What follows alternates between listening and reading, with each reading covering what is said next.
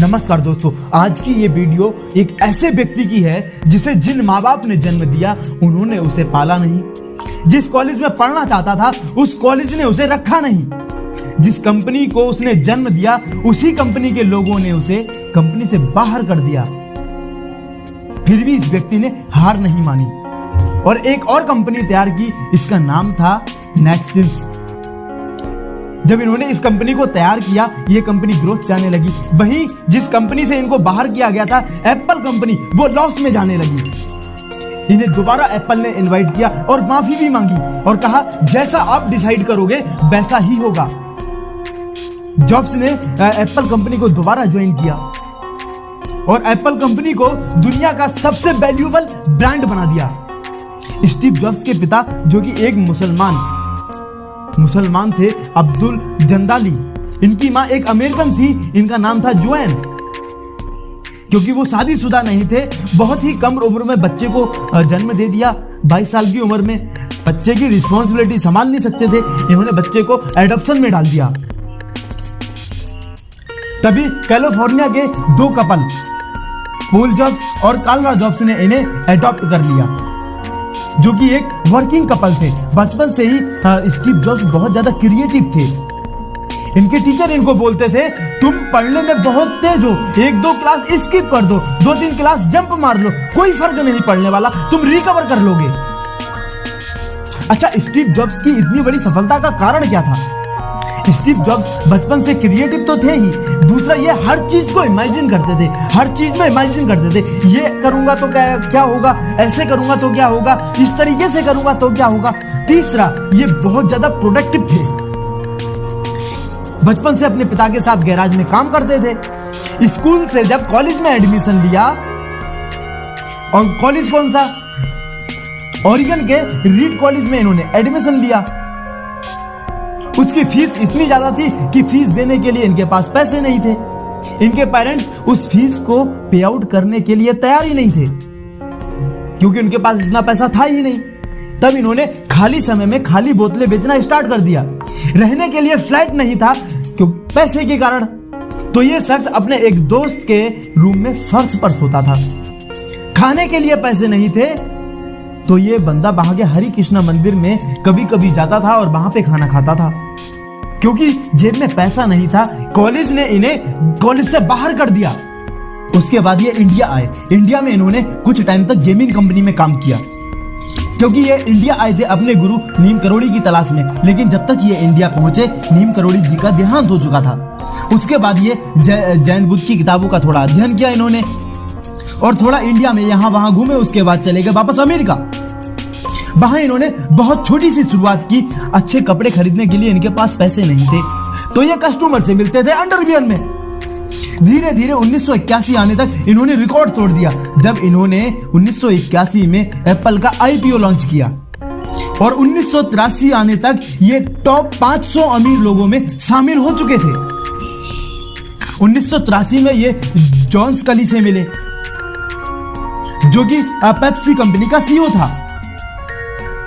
और जॉन स्कली से बोले, आप जिंदगी भर पेप्सी बेचना चाहोगे या हमारे साथ चलकर अपनी दुनिया बदलना चाहोगे? जॉन स्कली ने कहा, मैं दुनिया बदलना चाहूंगा। क्या? जॉन स्कली ने कहा कि मैं दुनिया बदलना चाहूंगा। उसने एप्पल को ज्वाइन कर लिया और 2 साल बाद 1985 में बोर्ड ऑफ डायरेक्टर की एक मीटिंग हुई। सबने मिलकर इनको बाहर निकाल दिया, क्योंकि स्टीव जॉब्स कभी भी अपना कॉन्सेप्ट छुपाते नहीं थे। और कई दूसरी कंपनियों ने इनका कॉन्सेप्ट अपना कर सस्ते दामों में कंप्यूटर लॉन्च कर दिया, जिस कारण एप्पल कंपनी को बहुत ज्यादा नुकसान हुआ। इसका भुगतान स्टीव जॉब्स को अपना रिजाइन लेटर लिख कर देना पड़ा। इसके बाद इन्होंने हार नहीं मानी, खुद को रिग्रेट नहीं किया और बोले, मुझे एप्पल से क्विट करना पड़ा तो क्या हुआ, मैं असफल इंसान थोड़े ना हूं, मेरे पास टैलेंट है, मैं कुछ नया कर सकता हूं, मैं नया कॉन्सेप्ट बना सकता हूं। इन्होंने नेक्सटिंस कंपनी की शुरुआत की और नेक्सटिंस कंपनी की शुरुआत करते ही वो ग्रोथ में जाने लगी। वहीं एप्पल कंपनी लॉस में जाने लग गया। वहां के डायरेक्टर, CEO, मैनेजर सहित सभी लोगों ने इनके पास आए और इनसे माफी मांगी और बोले, आपके बिना एप्पल कंपनी सफल नहीं हो सकती, अब वो डूब जाएगी, उसे बचा लो, बर्बाद हो जाएगी। तब एप्पल कंपनी ने नेक्सियंस कंपनी को खरीद लिया और इन्होंने एप्पल कंपनी को ज्वाइन कर लिया। उसके बाद इन्होंने कभी पीछे मुड़कर नहीं देखा और 2001 में इन्होंने आईपॉड लॉन्च किया, 2007 में आईफोन लॉन्च किया और उसके बाद 2010 में इन्होंने आईपैड भी लॉन्च कर दिया। स्टीव जॉब्स की सफलता का कारण मैं पहले भी बता चुका हूँ। स्टीव जॉब्स बचपन से क्रिएटिव थे, वो हर चीज में क्रिएशन करते थे। एक चीज है लेकिन उसमें और क्या कर सकता हूँ ये देखते थे। दूसरा, वो बहुत ज्यादा इमेजिनेशन करते थे। अगर उन्होंने लाल रंग देख लिया तो लाल रंग में क्या लाल रंग सही है या फिर ब्राउन रेड सही है, या मतलब उस लाल रंग के अंदर कितने कलर में डिवाइड कर सकता हूँ, उसमें क्या सही रहेगा क्या नहीं, इमेजिन करके देखते थे। तीसरा, वो बहुत ज्यादा प्रोडक्टिव थे। वो चीजों को अंदर तक उसकी जड़ से देखते थे। क्या ये इसकी जड़ मजबूत है? अगर इसकी जड़ मजबूत नहीं है तो फल मजबूत कभी नहीं हो सकता, फूल इसका कभी अच्छा नहीं हो सकता। ये जड़ पर फोकस करते थे, बहुत ज्यादा प्रोडक्टिव थे। इनका फोकस जो था बिल्कुल क्लियर रहता था कि हाँ मेरे को ये करना है तो ये करना है। दूसरा, नो फास्ट सिलेक्शन। ये बहुत जल्दी किसी भी चीज को सिलेक्ट नहीं करते थे, पहले उसे इमेजिन करते थे, उसमें क्रिएशन करते थे और अपने प्रोडक्टिव माइंड को वहां पे झोंक देते थे। उसके बाद में पूरा रिजल्ट देखते थे, जिसके बाद में कोई एक सिलेक्ट करते थे। Next, what's your choice. ये देखते थे क्या जो मैंने बनाया है वो मुझे पसंद आ रहा है। अगर मैं ही कंज्यूमर होता तो मैं इसमें क्या क्या देखता, मतलब कि अपनी ही चीज में खुद को कंज्यूमर बनाकर देखते थे। सुंदर पिचाई की आपने हिस्ट्री सुनी है? नहीं सुनी है, मैं नेक्स्ट टाइम लेके आने वाला हूँ। सुंदर पिचाई ने क्रोम बना दिया, गूगल मैप बना दिया, बहुत कुछ बना दिया, गूगल असिस्टेंट बना दिया, बहुत सारे प्रोडक्ट लॉन्च कर दिए। वो कैसे? वो भी ऐसे ही सोचते थे कि मेरे को जिस चीज की जरूरत पड़ रही है वो तो हम लोगों को भी पड़ती होगी। उन्होंने अपनी नीड को, हर किसी की नीड को समझ लिया कि मेरी जो नीड है वो हर व्यक्ति की नीड है। इसी चीज ने इनको सफल बना दिया।